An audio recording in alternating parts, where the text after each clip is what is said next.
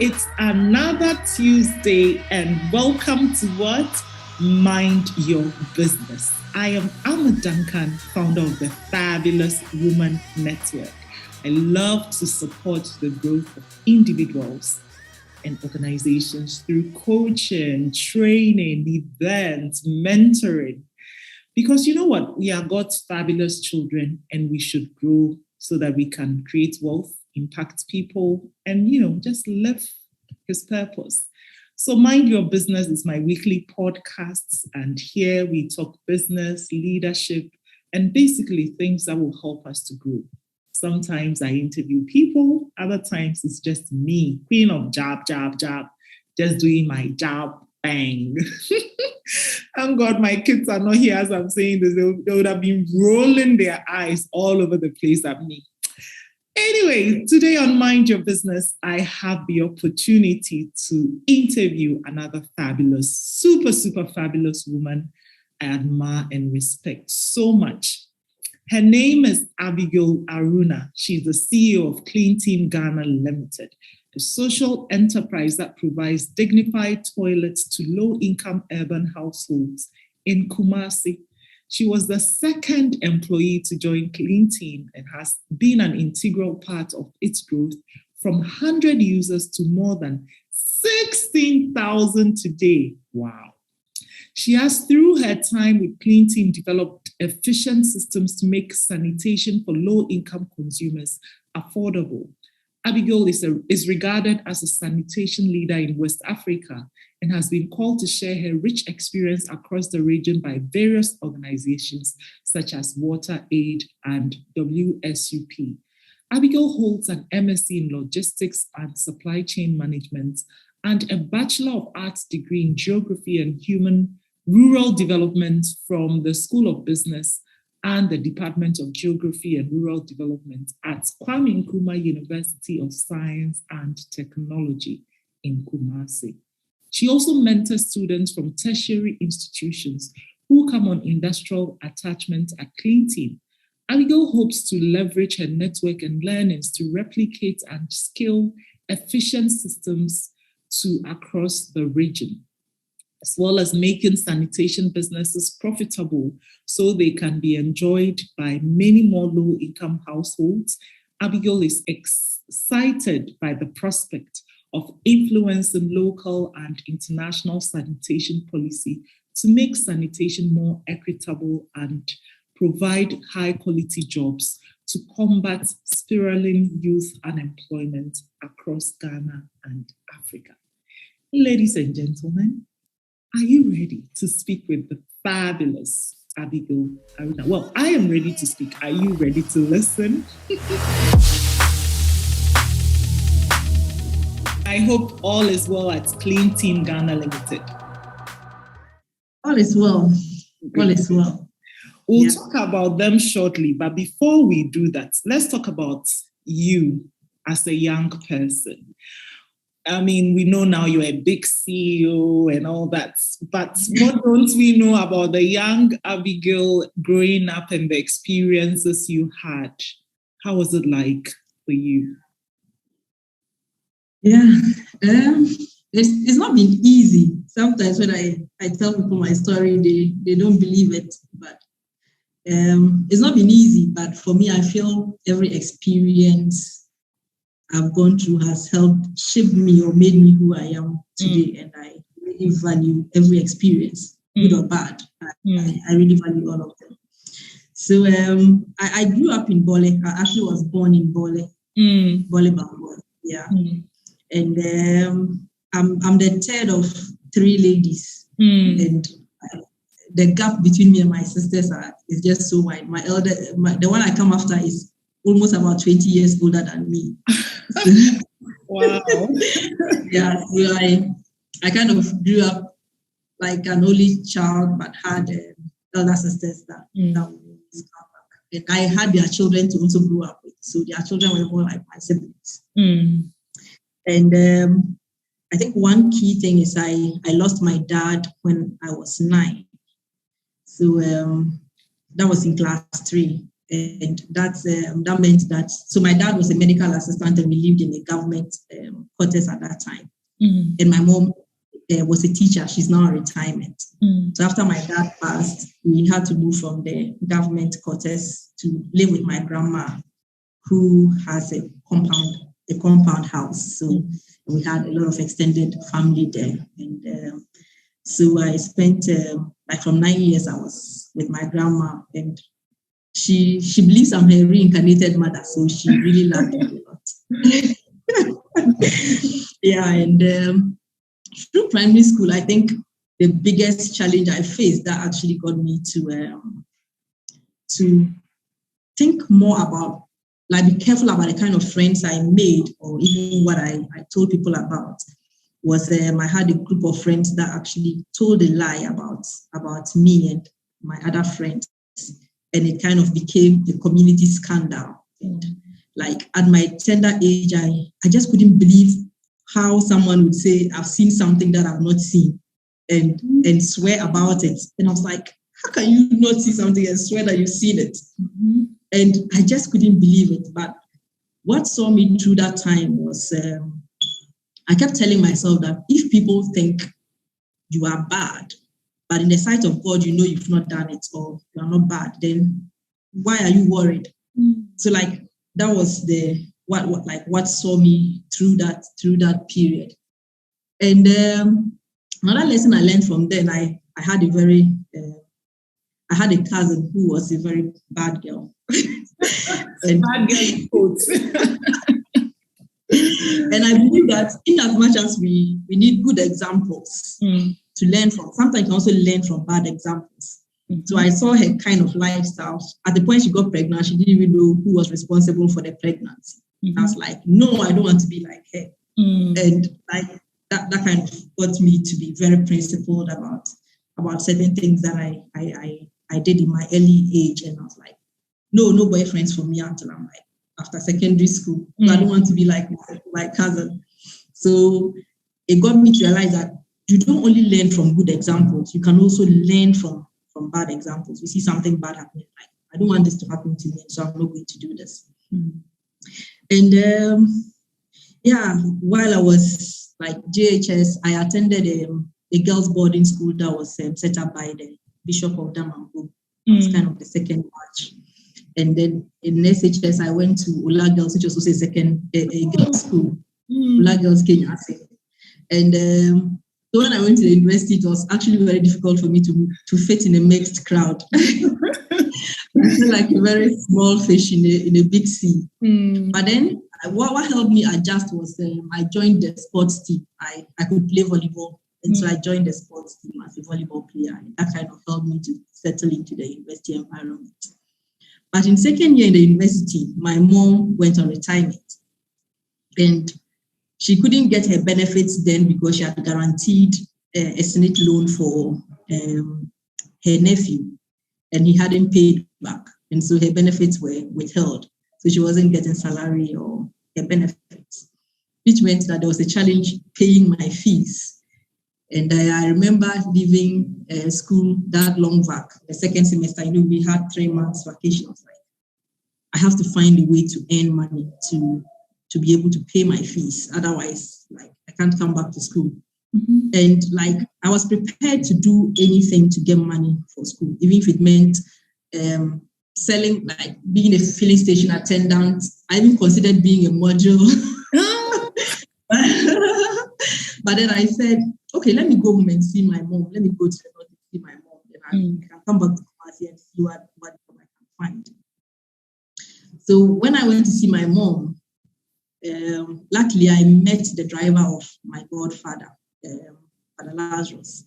He was our parish president, and he was a family friend, and like we really got along very well. So I asked the driver that I wanted Father's number to call him. He gave it to me. So I called Father and I said, Father, I need a job. I need a job so that I can earn some money to pay my fees. It's like, okay, come to Damango and I'll see what I can find for you. So I went to see him, and he said, okay, do you know how to use a computer? And I said yes, because after SHS I learned I learned to use a computer. I said, okay, our secretary is traveled. Can you manage the secretary's office? And I said, yes, I can. He said, okay, let's go and see the bishop, and then you can run the office. And by the time you're going back to school, we would pay your fees and possibly get you some pocket money. And so I spent that 3 months in Damangu running the Catholic Secretariat secretary's office.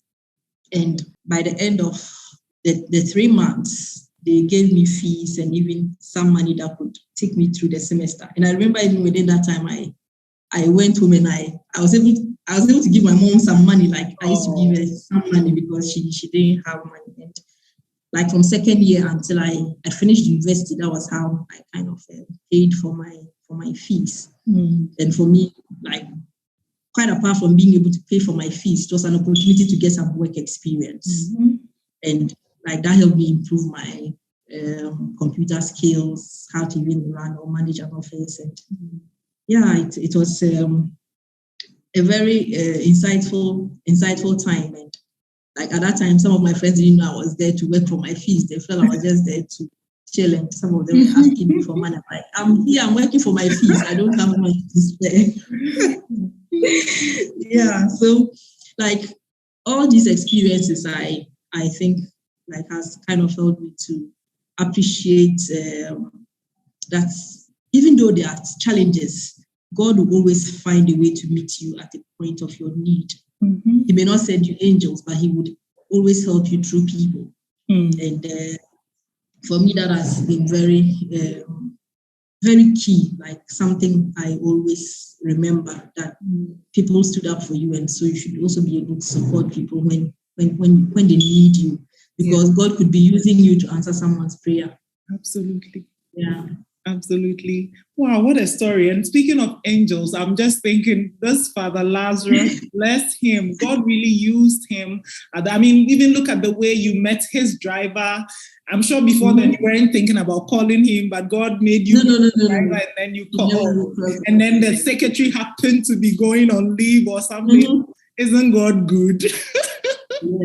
And as you were talking about the 9-year-old who at that point somebody says something negative about you, and then you said something powerful. I've forgotten the exact words you said, but when you said, but that's not how God sees me or something, I'm like, wow, that's I just wrote on my book, wise. I'm like, that's a wise girl. You know, for a lot of us, even at this age, we still struggle when people say negative things about that. We take that in and forget what God has said about us. You know, but for a 9-year-old to be able to say this to yourself, my goodness, you were born wise already. You know, and I'm not surprised. Now you're a big CEO. Recently, you were confirmed as CEO of Clean Team, and I'm still celebrating. I know it's been quite a while, months, but me, I'm still in celebration mode. It's always nice to see women rising and making things happen. And I wonder if you can share with us the journey leading to you becoming CEO. Yeah, it's not been an easy one. It's been 10 long years. And I would say there are like 10 years of preparation. I actually was employee number 2 who joined Clean Team after they decided to register it as a business. And I joined then as a project coordinator. And at that time, there were just 2 of us, Asantua and myself. And I remember I did everything. I had to, I was the health and safety officer, I was the HR, I did everything. Like I became jack of all trades. And I think that helped me to get a lot of insights in business. And I took a health and safety course because I had to train the waste collectors to be able to use their PPEs. Sometimes reward them for using their PPEs, sometimes penalize for not using PPEs, like to build that culture. And for me, one part that I really appreciate was in 2014, they decided to bring in a CEO. And I remember I was really very upset that why would we start a business and just when it's taking off, you have hit like 300, 400 customers. Now it's taking shape. You are bringing someone else to come and lead. Why is that? Can't you make Asantua, who started the project, the CEO? They're like, no, she doesn't have what it takes yet. And I'm like, you could have trained her. If you have seen the gap, you could have provided her that training to get to where you wanted to be. Mm-hmm. And so I was like really upset. But then when I met the CEO, a lady, Valerie, I was like after interacting with her, I was like, wow, this lady is smart. Like she knew everything. There's no topic you bring about that she didn't know about it. And I was like, I can learn a lot from this lady. So let me put my anger and whatever aside and learn as much as I can from her. And what I got from Valerie also was like, she also, for some reason, I don't know yet, but she also kind of liked me and she believed in my skills. Like, I remember she pushed me to move our operations from Ashtown Salvation Army to our new processing site in a day. Like I moved, I moved it in a day.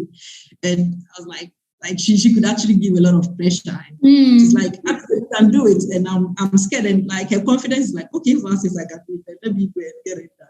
Mm-hmm. And like the more I was able to do some of these things, the more confident I became in my skills. And her favorite word was strategy. And I was like, I don't like the strategy word. But then she said, Abigail, you are really very strategic. And I'm like, really? I didn't know how strategic I was. But like learning from her, I realized that, okay, being strategic means like considering things, like things that could happen, making plans, putting plans in place that can help you move forward, even though there may be challenges. You anticipate those challenges and put plans in place. Okay, it's not that complicated. But then she broadened my horizon, like she did. And anytime she was out of, maybe she was traveling for conferences or anything, I would deputize her as the deputy CEO then. Wow. And I remember when the company bought a brand new car. I was actually the first person to drive it. And that was I was driving a brand new car. So that just shows you how much confidence she had in me. For me, it opened my eyes to see that, yes, I was capable of more and I could do more. And she resigned in 2015 after her maternity leave. And just then, I also was pregnant and I have really bad pregnancy. So I was so weak. I was too weak to be effective as a CEO. So like I said, that was a missed opportunity. But then I feel if I'd even taken a position, then I don't think I would have done a good job. And after my own maternity leave, I had my own issues. Now when I think about it, I think I was almost depressed because I felt I wasn't treated fairly. I wasn't given enough time for my maternity leave. And when I came back, the kind of leadership that was there was like the culture within the team was not in a good place. So I was really bitter. Like I came to work always very angry. And I remember always telling myself, I can't allow my waste collectors or my team to see me angry. What impact will they have on them? But I was. And I was not just bitter at work, but at home as well. So like a lot of negative thoughts. And then I met this life coach, Chad. And he taught me about like communicating well, listening to people, and like listening to your thoughts, and like basically you're able to diagnose what is wrong with you. Like ask yourself questions: why am I angry? Why am I upset? Drill down to understand what the problem is, and try, like once you understand the problem, then you can find a way to solve it. And he recommended the book, The Power of Now. Yeah, that book transformed me. So from that book, I learned that I could actually control or manage what I thought. If there was a negative thought coming into my mind and it's tormenting me and I don't want to think about it, I can actually push it away. But it's not that easy. And the way I did it was, if I had a nagging thought, then I would sing. So when I sing, I concentrate on the words in the song. And so it pushes those negative thoughts away. And I rather kind of soaked into the song and then enjoyed my present. So like currently, if I'm doing anything, I'm in the present. So like as I'm talking to you, I'm not thinking about anything else. My mind is solely on the conversation we are having. So what I realized is that sometimes you miss enjoying your now by living in the past or in the future. which you can't change. You can't change your past. No matter how much you worry now, you can't change your future. So why don't you enjoy now and make good use of it? Yeah, so once I got that, it kind of set me free. So like I just became very light without, I have worries, but I don't dwell on them for too long. And then, we had another CEO before we had Kelvin, our third CEO. And he, I always say, is a male version of Val. He also like believed in me. He's my biggest cheerleader. And my mentor, I always say he believes in me even more than I believe in myself. And he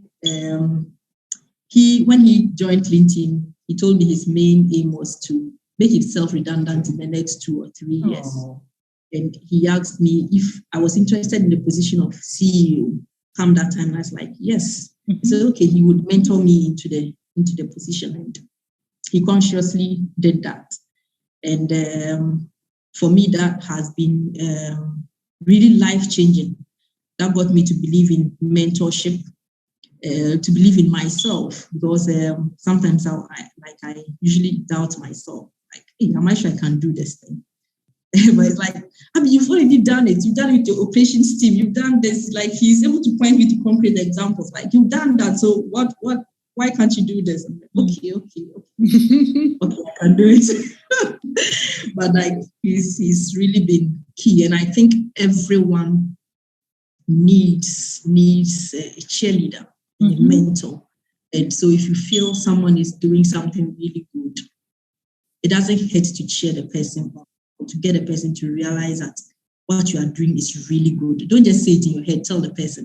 It will help the person go an extra mile. Yeah. And and I think people should also consciously seek mentorship. I was telling you, Amma, earlier that like when I saw someone, I really admired the person's work ethics. I just learned from afar. But you may actually be missing something. So it's good to like draw clues and ask questions, and that could help you maybe reach there faster than the person did. So it's been a journey of learning and a journey of patience. And for me, what it taught me is that yes, dreams do come true. When I joined Clean Team, I was like, one day I want to build a sustainable company that employ a lot of people. And I would want to be in the senior management team in the future. But there were times that I felt like, okay, this is the time for the dream. But that was exactly not the time. And at those times, I actually was not prepared. Those challenges that came, I feel, were opportunities to prepare myself for the position that was ahead of me. So I see it all as learning, and I really appreciate all those challenges. And like all those scars kind of makes me who I am today. And I'm still learning. I'm sure I'll still get some more bruises and cuts on the way. But, they are all learning opportunities. Yeah. There was something you said I really loved. You said it's been a journey of preparation, and even listening to your story. So 2 words that keep coming to me in this conversation: wise, and then the preparation bit. As for the wisdom, I think it's inborn. You have it, and then you just keep tapping into it as you go. And then when you mentioned about preparation, it really spoke to me, especially in the beginning when somebody was brought and you thought, oh, that's not fair. But then you realize what opportunity it was to actually prepare. And now see, you are at that same position doing amazing. And I believe you have quite a big team at Clean Team. I mean, you have your core team, and then I believe you work with other partners, yes? Yeah, yes. Yeah. So we have a staff of about 60. We have about 60 people, fully employed, like full-time employees. And we have funders and people that support us with funds. And we have over 3,200 customers. Wow. And growing. And growing. We're looking to get to 10,000 in the next 2 to 3. Oh, I know you will do it. Is this not Abigail? God will do it, she and her team. And so you have a team of, I mean, I believe you've grown and you are still growing. And I wonder, as a leader, based on the experiences you've had, what are some of the tips you can share with us on how to get your team members to run with your vision? Because the vision comes from the top, and you've been carrying along people, I mean, growing your customer base to 3,000 and all. You've got to have had their buy-in. So what are the tips you can share with us, please? One interesting thing Calvin said, I always do is, Abigail, your team will go to war for you. Oh, So, like, I built the operations team from the start, and the operations team is actually the biggest team in Clean Team. And like, it got to a point I was a lady leading a team of over 20 men. Wow. And yeah, and for me, how I did it was to get to know each of them personally. So I relate with each of them differently. I don't treat all of them the same, because I've come to understand each person and their temperament and the way they talk and the way they behave. And so I relate with each of them on an individual basis.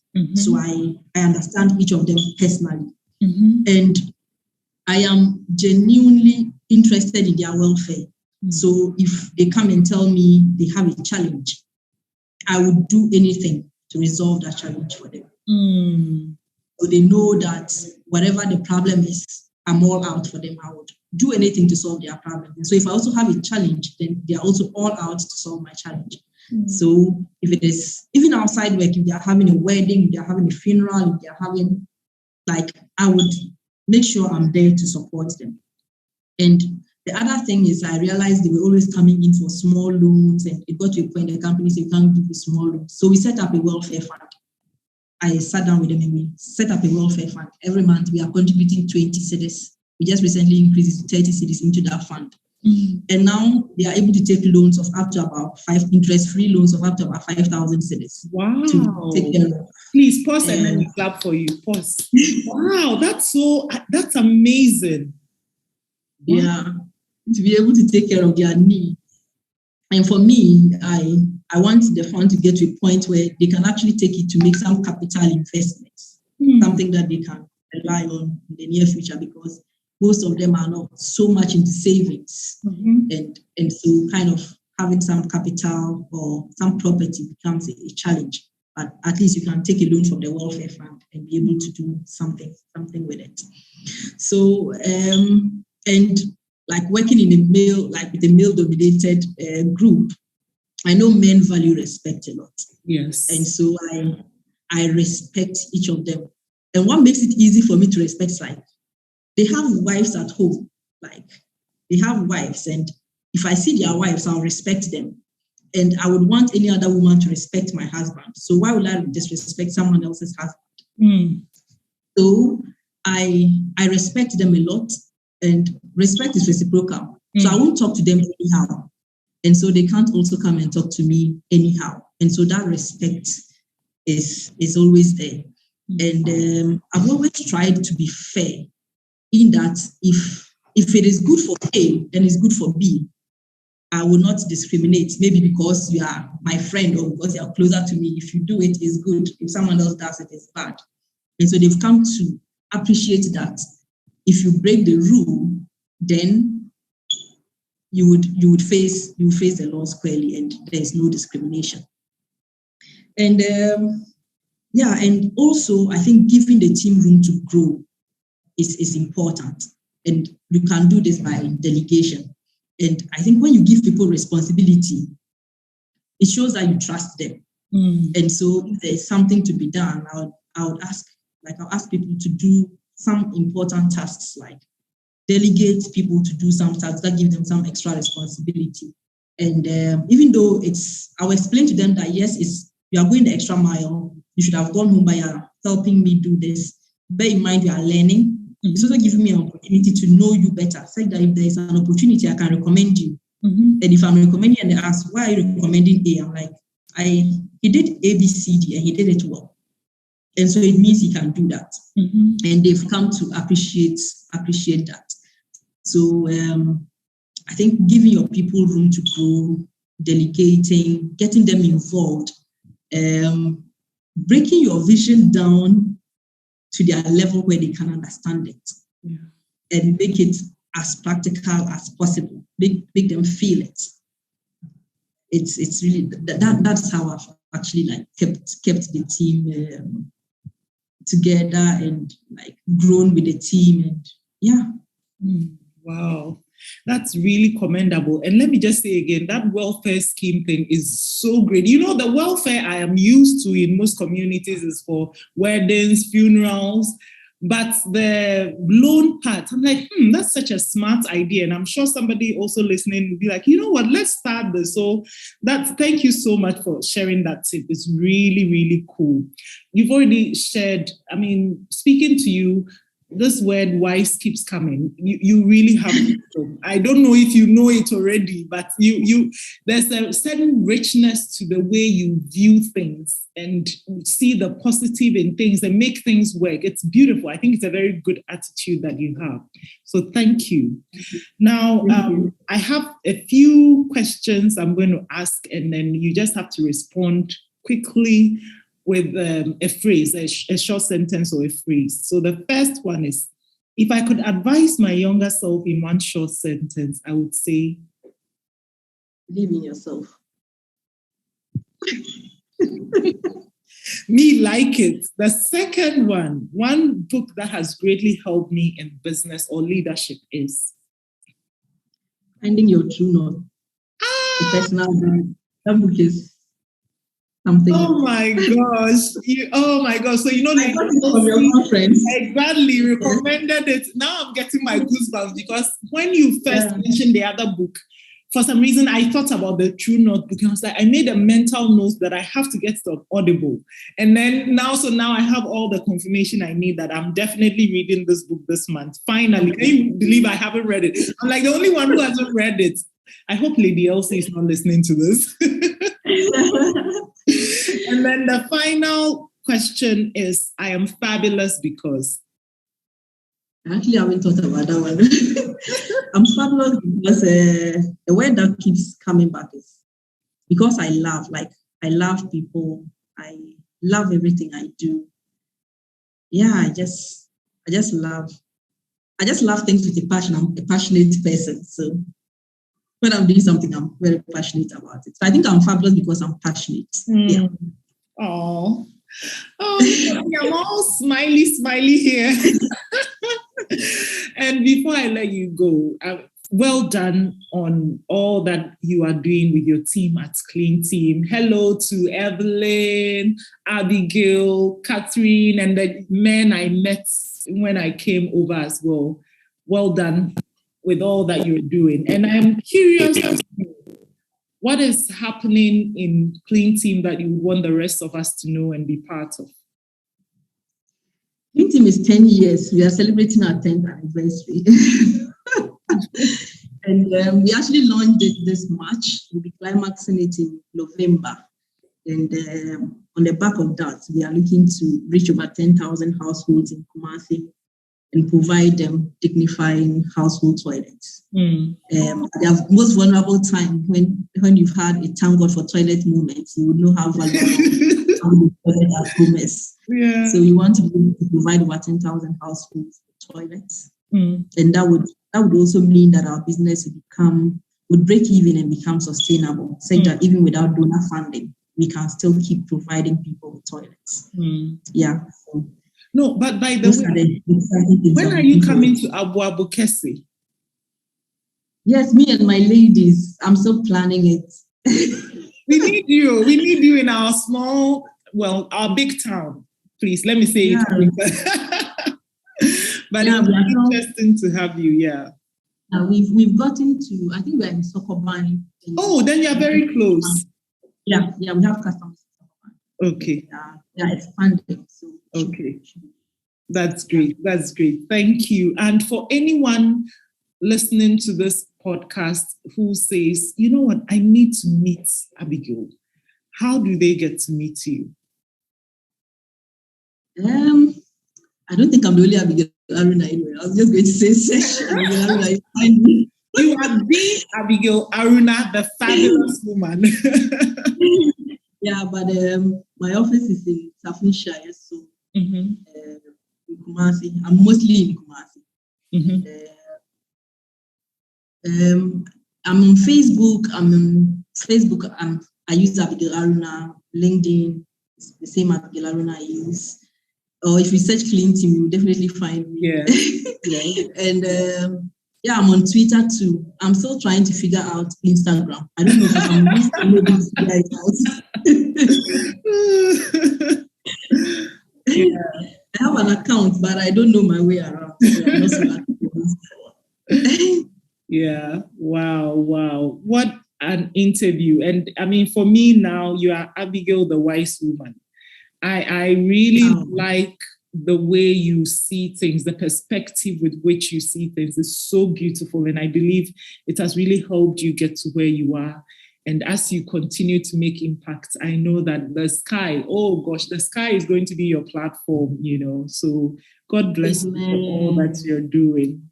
And please say hi to my ladies and gentlemen. One day, I shall come and surprise you. They still make reference to the session they had with you. Oh, thank you. Yeah. Thank you. Bless you. Thank you, Amma. I really appreciate this. This has been insightful. And sometimes going back to some of these stories would help you kind of glean some of the experiences you may have or some of the lessons you may have missed. And it's been a pleasure chatting with you. I really appreciate the opportunity. Thank you so much. And I appreciate that I have your support, your cheers, and I really appreciate it. Thank you. My pleasure. Ladies and gentlemen, seriously, the joy I feel after interviewing women like Abigail, it's just so priceless. It's so beautiful to watch Africans rising and rising and rising. In the same Africa that some people complain, you see some thriving and doing well. It means there's something there are some principles they are following and it's making them do well. And what Abigail shared, a lot of these are some of these principles, I just pray that, like me, you've had some inspiration from this interview and you're going to run with it. What spoke to you? Please share. For me, it's her wisdom. It's her wisdom for me, how she just sees things differently. The same situation that others may see as, oh gosh, this is unbelievable. We can't work with this. Complain, yap. Yes, she may have complained in the beginning, but then she turns things around by seeing things differently. That's priceless. I hope you've gleaned something from it. Please share with me in the comments. And definitely check out Clean Team Ghana. They are doing something beautiful. And let's support them. This is a company made right here in Ghana. Let's support them. Let's support the Abigails and the Clean Teams. And let's all rise as we're supposed to do as fabulous children of God. Until the next time I see you, please, if this interview has been a blessing to you, and I know it has, don't forget to share it with other people. And of course, subscribe to our YouTube channel. Until then, toodles, bye.